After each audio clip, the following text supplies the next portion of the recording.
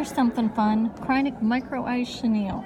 This is one of our fly fishing threads, but needle porters and cross stitchers like it because it adds some really fun, fuzzy, metallic embellishment to needlework designs too. So you can use it in fly fishing, needlepoint, cross stitch, counted thread, fiber art. You can even crochet with it. You can use it in cording, all kinds of fun stuff. The thing about the Micro Ice Chenille is you don't want to stitch in and out of your fabric with it because it will shred, and that's no fun. So couch it on the surface of your design. Just lay it on the surface, tack it down with a matching color of Kreinik cord or very fine number 4 braid. Plunge the end to the back. Open the hole in your fabric or canvas with a large kind of tapestry needle or an awl, AWL.